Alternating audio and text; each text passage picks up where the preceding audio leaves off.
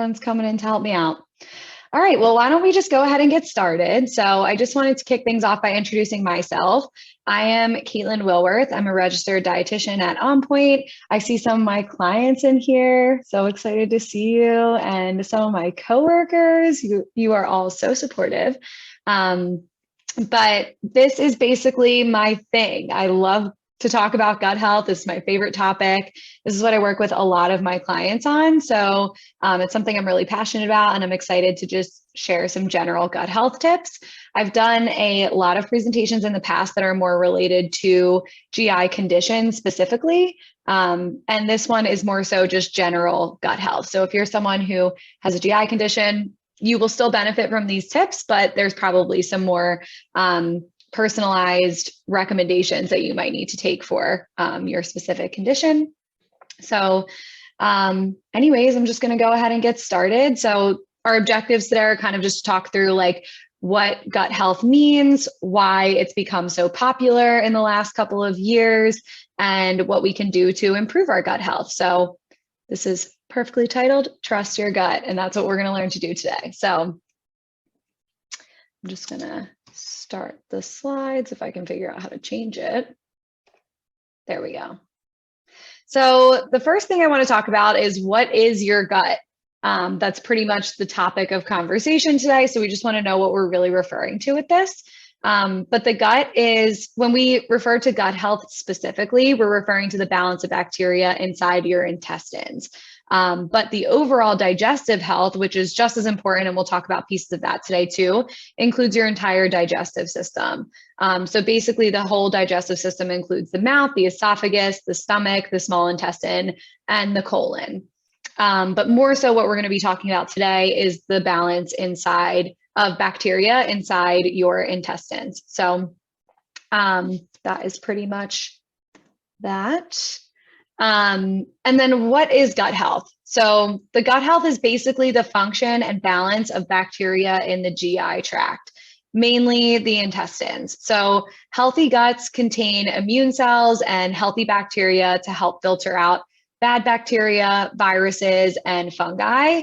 And this is basically what we refer to as the second brain in your gut. And that's something that we'll talk about as well, is really this brain-gut connection and stuff like that. But basically there are approximately 300 to 500 bacterial species living in the gut. And when the balance is thrown off, that's when we start to see issues in other aspects of your health. So also 70 to 80% of our immune cells are present in the gut, which is why having a healthy gut also helps promote living a healthy lifestyle, prevents you from getting sick, all of those great things. And healthy guts communicate effectively with the brain, promoting mental health and well-being. So this can also lead into mental health conditions and stuff like that. So we'll get a little bit more into what that means exactly and where the connection lies. But basically your gut has a nervous system inside your digestive system called the enteric nervous system. So that's really how it's communicating with your brain and causing some of that connection to come into play. So some signs of an unhealthy gut are persistent digestive discomfort. And persistent, what we're really talking about there is at least one day a week for the last 3 months. So this is something that we want to make sure is happening pretty much all the time, more or less. And if it's not, then it might just be normal digestive discomfort that comes with, eating too many cruciferous vegetables, or, you're traveling or something like that. So if it's persistent, that's when we really know that something might be off and we need to do something about it. So some of those digestive discomforts could be abdominal pain, bloating, loose stools, constipation, heartburn, nausea or vomiting in more extreme circumstances, brain fog, food intolerances, fatigue, and acne unresolved by topicals. So if you're seeing persistent acne that you've really exhausted your resources, it could be related to your gut as well. One thing I do want to clarify is with bloating. I hear people a lot of times say like, I'm constantly bloated, I'm constantly bloated. And when we really get down to it, it ends up just being that they feel like they look bloated. But there's a difference between not having like a perfectly flat stomach and also being bloated in relation to, imbalance of gut bacteria or needing to work on that in a sense. So the difference between those two is that, normal, I guess, bodies that don't necessarily have a flat stomach where people might think that they're bloated, you won't have that discomfort associated with it. But real true bloating comes with distension and like having your stomach feels very hard to the touch or could be tender.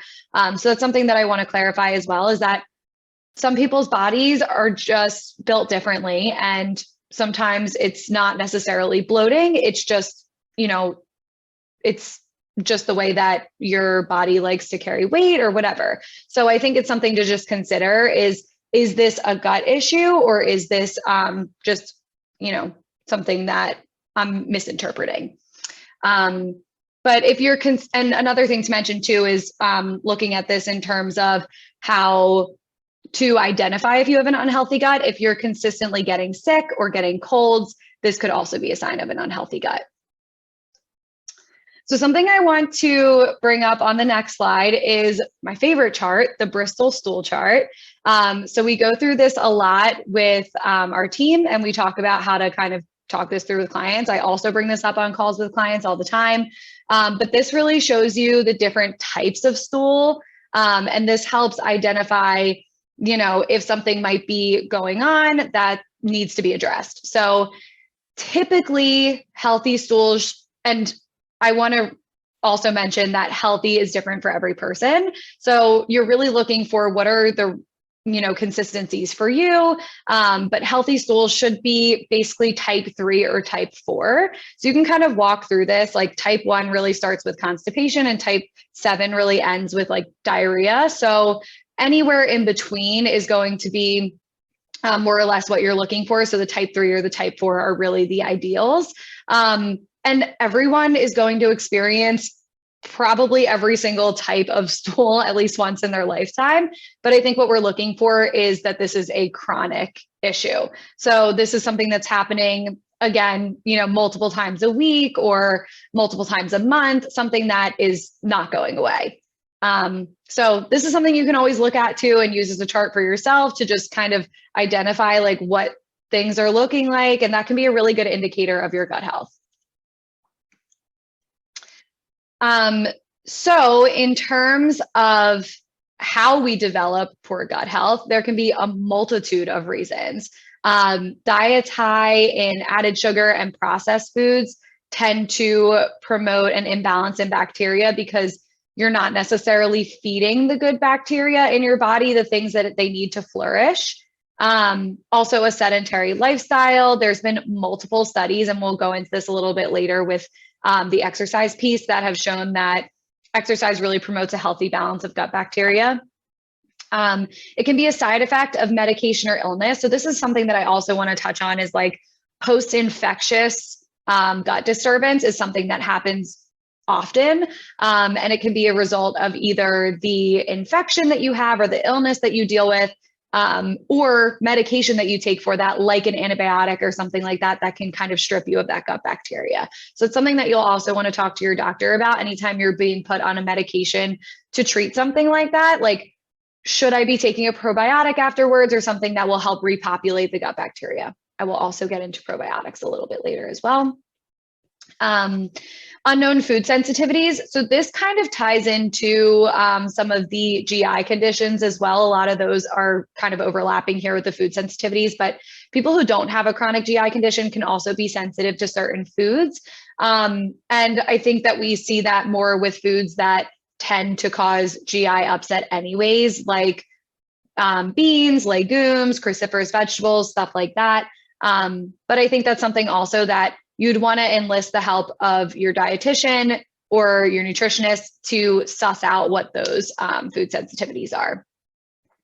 Recurring inflammation can also be a problem. If you are someone who has an inflammatory condition or is constantly just seeing these inflammatory markers come up, that's something that you might want to look into in terms of treatment, because it could be throwing off your gut bacteria as well. Inflammation tends to be systemic. So even if it's in your joints or somewhere like that, it can spread to other parts of your body. Poor sleep is a big one. The stress hormone cortisol is released when sleep is not adequate, and that can basically change the hormone balance in your body, also affecting the gut bacteria. And these things, all of these things on this list are also cyclical. So this is really hard to really pinpoint where these things are coming from. Like, did the imbalance in gut bacteria cause you to have poor sleep, or cause the inflammation, or things like that, or the other way around? So it's kind of that chicken or the egg scenario. I use that term a lot because we're just not really sure yet. Another one to mention there with the poor sleep is avoiding eating before bed, because that can basically, like, your body's trying to digest those things and just trying to do the work. But if you're being sedentary and falling asleep soon, your body kind of shuts down and stops doing that work, and it can cause more GI upset and eventually affect your gut bacteria. And also inadequate hydration. So the importance of gut health, and why we're even talking about this, is that you want to make sure that you have a good balance of gut bacteria to properly fuel for all of your body's processes. So when breakdown and absorption of nutrients is hindered, which is what happens when your gut bacteria is imbalanced, deficiencies occur. And this ends up being a domino effect from one bodily process to another. So nothing is working at its peak potential. If there's one process that's thrown off, then the other process is kind of trying to compensate for that. So everything is kind of working at half speed, and that's definitely not what we want. We want our bodies to be working like well-oiled machines. The other side of this too, in terms of like absorption and stuff like that, is just improving digestion in general. So gut bacteria themselves can actually be a significant source of certain vitamins, like the B vitamins and vitamin K. So if we have a good balance of gut bacteria, they can also just be helping to fuel our body's needs along with our food intake. Illness prevention is a big one. This can help. Your balance of gut bacteria can help prevent normal illnesses like a stomach bug or a run-of-the-mill cold, but it can also prevent more serious conditions down the line, like heart disease, chronic kidney disease, things like that. And brain health, and GI condition prevention as well falls under that. So people that have really balanced gut bacteria are less likely to develop IBS or something like that later in life. Brain health is another big one, and this has been a really well-studied topic in the last couple of years, and I imagine it's going to continue to be a well-studied topic. So I'm interested to see what research comes out in the next couple of years related to this. But your brain and gut, like I mentioned earlier, are in constant communication through this enteric nervous system. So your brain actually reacts to signals from your gut faster than any other organ in your body, including your skin. So it reacts very quickly to the things going on in there. And the imbalances in gut bacteria, which can lead to GI upset, have been linked to anxiety, depression, chronic pain, things like that. So again, this is a chicken or the egg scenario. We're not really sure which comes first or if they kind of work in conjunction. But either way, we do know that the brain and the gut are very well connected. And when you have worsened GI symptoms, your mental health tends to suffer.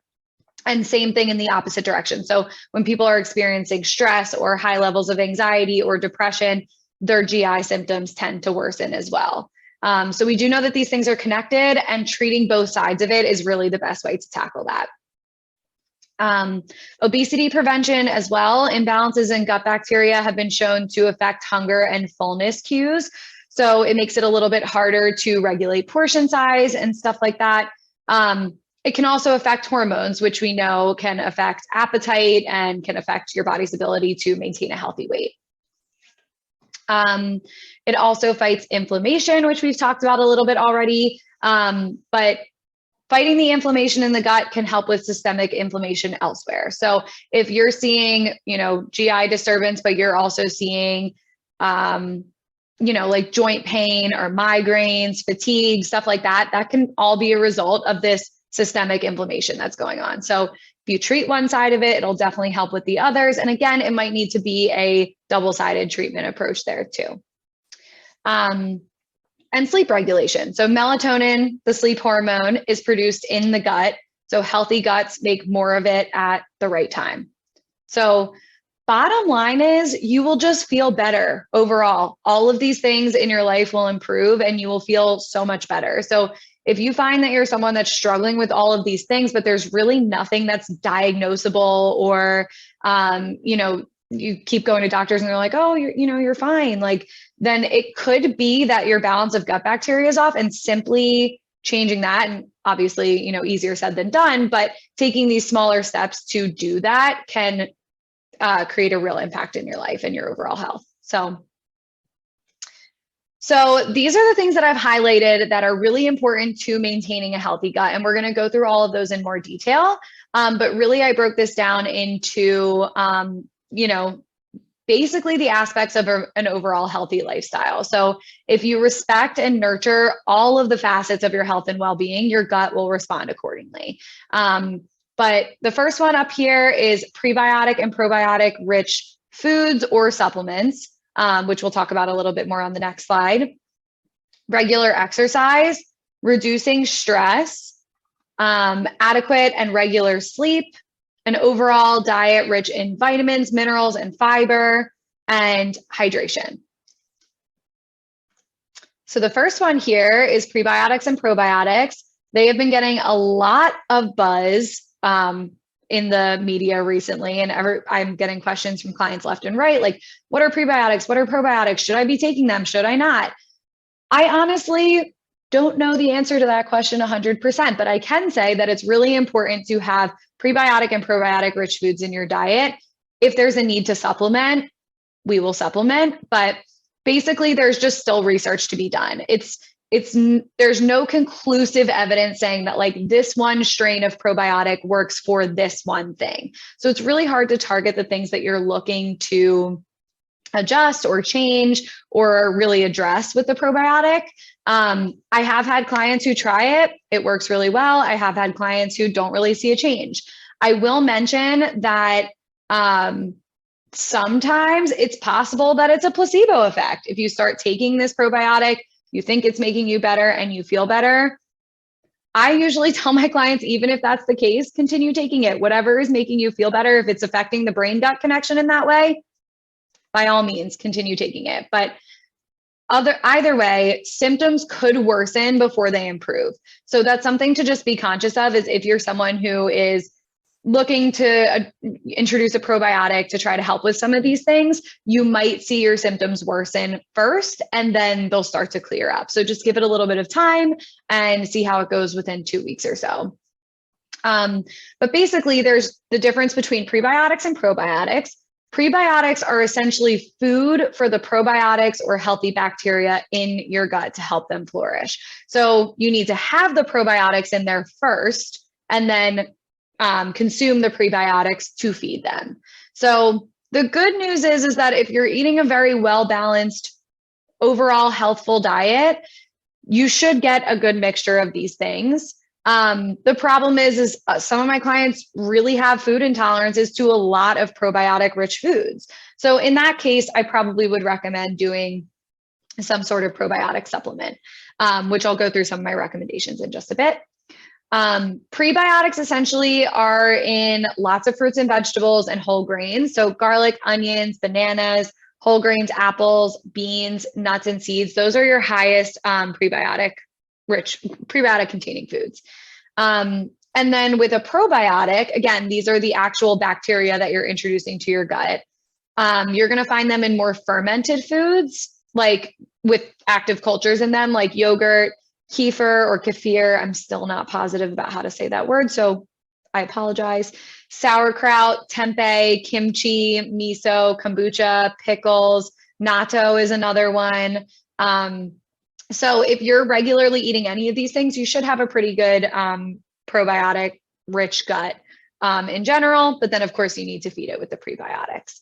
So what I usually look for in a probiotic supplement is multiple strains and multiple CFUs, which are colony forming units.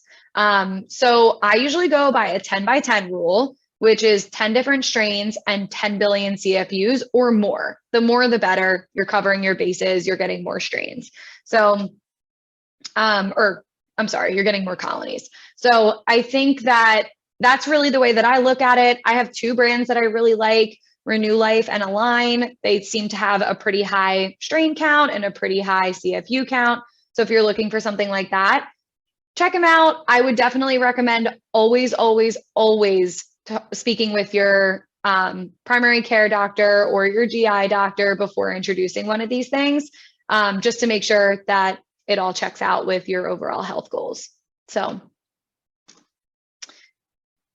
next is exercise. So in terms of exercise, there is so much research to support that exercise is really, really helpful in balancing and maintaining gut bacteria. So basically, the whole concept of this is that it's going to promote regular bowel movements and increase the number of healthy microbes in the gut. It also will decrease inflammation and promote healing. And research has shown that sedentary lifestyles promote an unhealthy balance of bacteria and increase the risk of developing GI-related conditions and other illnesses, as we spoke about before. And my general recommendation is to aim for 150 minutes per week of moderate physical activity. So the research that I have been looking into indicates that exercise helps produce short chain fatty acids in the intestines, which help prevent IBD, which is irritable bowel disease, which is Crohn's, colitis, things like that, type 2 diabetes, and heart disease. The one study in particular that I looked at showed that participants' number of healthy microbes increased significantly after 6 weeks of regular exercise. And then after 6 weeks of being sedentary, it reverted back to what it was before. So this is a very quick turnaround, and you can very easily make these adjustments and change your gut bacteria quickly. So it's not like, if you haven't been doing these things your whole life, you're, too far gone. You can definitely turn these things around very quickly, and also it can revert very quickly. So consistency is key in this scenario. Another big one, and this is relative to the brain-gut connection, is reducing stress. So the brain and gut are in constant communication, again, through your enteric nervous system. Stress signals from your brain trigger the fight or flight response in your body, which basically puts it into like crisis mode, which is never what we want in terms of maintaining good gut bacteria, gut health, or really our overall health in general. This also includes the link between gut health and anxiety and depression. Again, chicken or the egg scenario, we really don't know which one comes first. There's higher rates of anxiety and depression in our country, and there's also higher rates of GI conditions and stuff like that. So we're really not sure which one of those is coming first, but treating both sides of the problem is always a really good way to go about it. To circle back to the fight or flight response, in the gut, digestion will slow or even stop in this scenario. So this will interrupt your normal bowel function and increase GI symptoms, which leads to more inflammation. But reducing stress through coping mechanisms, counseling, or medication as needed is really the go-to here. So what I talk to my clients about is usually mindfulness practice like meditation, Tai Chi, yoga, things like that. The Calm app is great. The Nerva app is great for reducing that stress-gut connection. But you can also see a therapist or a counselor for these things. There are actually GI therapists that specialize in GI conditions. So if you find that you have a very strong brain-gut connection, you can seek out someone who specializes in that and, really kind of attack both sides of it. And medication is needed. I mean, sometimes the anxiety and depression needs to be treated with medication, and that can kind of help with both sides of this as well. Improving sleep is the next one. I think we could all use this. I think our culture as a whole does not really value a good night's sleep. So I think this is something that we can all definitely work on. But inadequate amounts or quality of sleep can lead to changes in gut health. And as I mentioned before, the stress hormone cortisol is released when sleep is not adequate. And that can just, throw off an imbalance in your hormones in general. Sleep directly affects your hormones, digestion, absorption, and inflammation levels. And my tips to improve sleep are by turning off devices before bed, reducing caffeine intake and eating close to bedtime, and regulating temperature and humidity, and investing in some comfortable linens. So the last one is just an addition in there that I can definitely say helps with sleep quality. If you get yourself some nice cozy linens, it's so nice. But also, like, all of the other ones are really the things that I think we struggle with the most as a culture, like turning off devices before bed. I feel like so many of us are on our phones or watching TV or sleeping with the TV on or doing those things. A sleep timer can really help with that, or maybe like reading in bed instead of doing those things. The studies show that turning off the devices and that blue light that you get from that can help significantly with your sleep quality. I just saw a question come in, and I'm going to wait until the end to answer that because it kind of circles back to the probiotic rich food. So I'll just wait until the end, and then I'll go through whatever questions are in the chat box. But yeah, those are my tips for improving sleep quality. Eating close to bedtime, again, can just slow the digestion because your body's basically shutting down for the night and it's still trying to work through the food. So that can always throw off the GI stuff as well.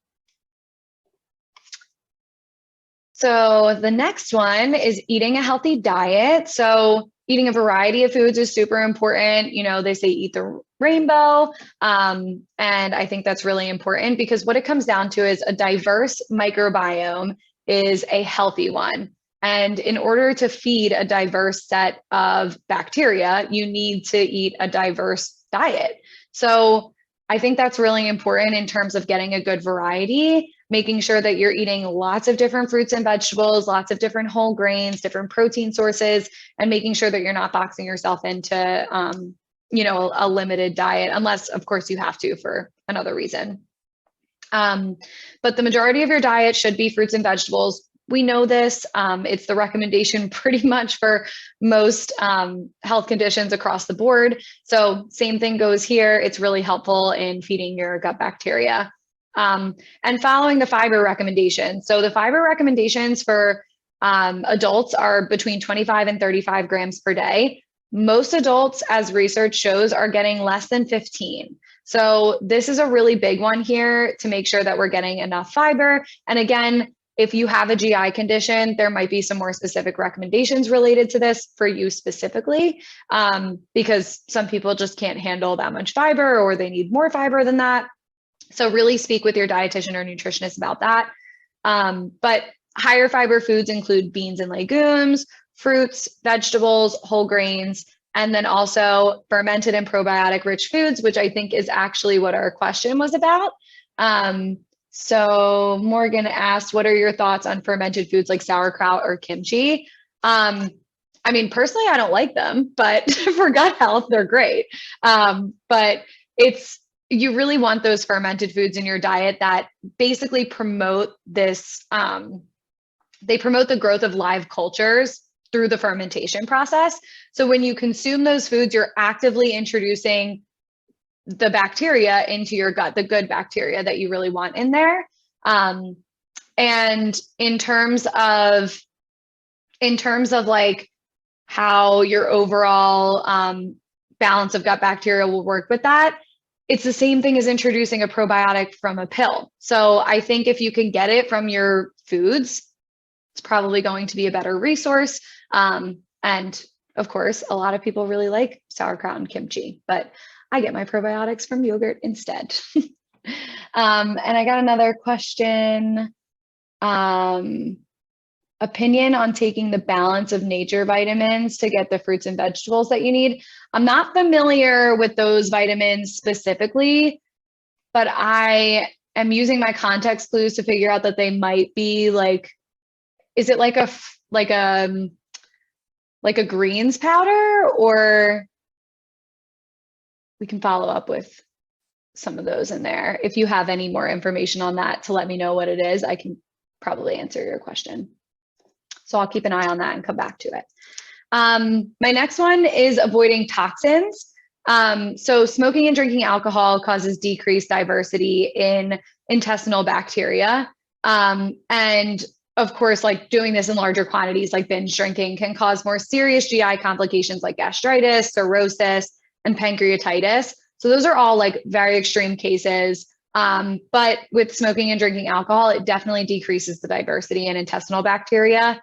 But your gut bacteria can repopulate in as little as 6 weeks following smoking and alcohol cessation. So again, with like the exercise, you can make up for lost time in a sense. If you feel like you've been doing this for a while and you're like, I'm not sure if this will even help, it absolutely will. Your body has a really great system of like regulating itself and healing itself. So I think the best thing that you could do is just pull back on these things a little bit and allow your gut time to heal.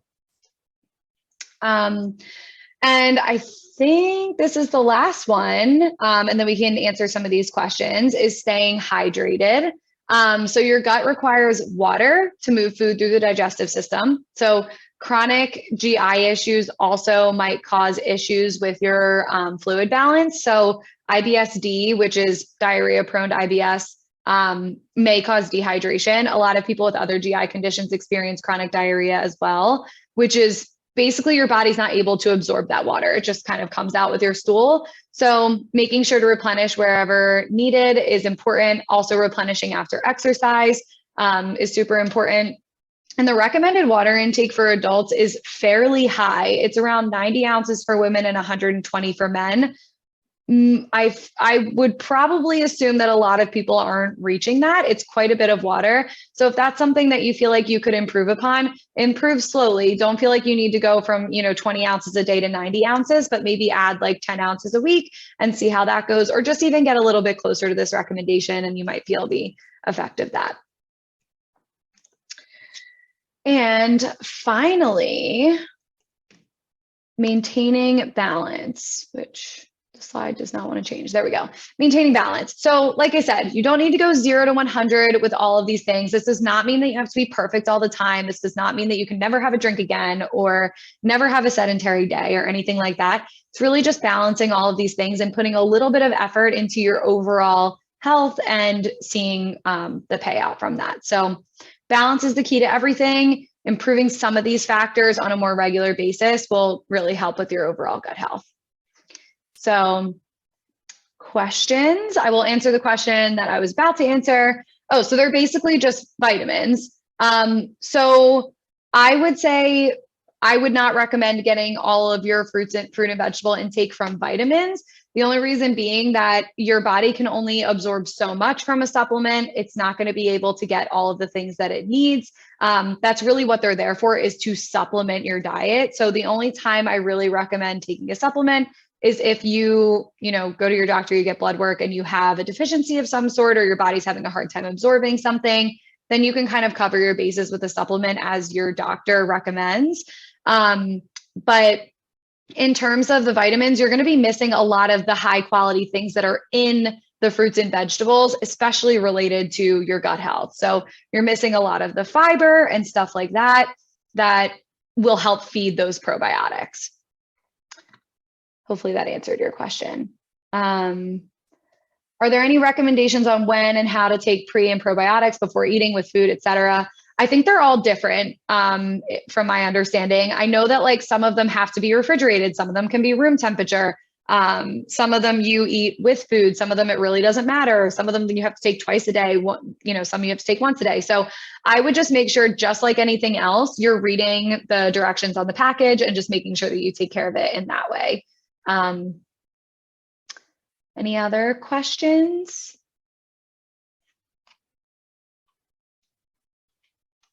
Let me see. Oh, you're welcome on the vitamin question. Any other questions? Hopefully you guys enjoyed this. Gut health is very important. Everyone's saying thank you. You're welcome. I'm so happy to see so many of my clients here. You guys are the best. This is great. You're welcome. All right, well, if there's no more questions, then I'm going to go ahead and log off. But again, my name's Kaitlyn Willwerth, dietitian with On Point Nutrition, and gut health is my thing. So if you have any further questions, we do have a GI support group on Facebook. So if you go in to all of our, On Point Nutrition groups on Facebook, you can kind of connect through there. But yeah, I'd love to see your faces over there. And if you have any further questions, you can post them to that group and I'd be happy to answer. But yeah, thank you guys for coming. Have a great rest of your night.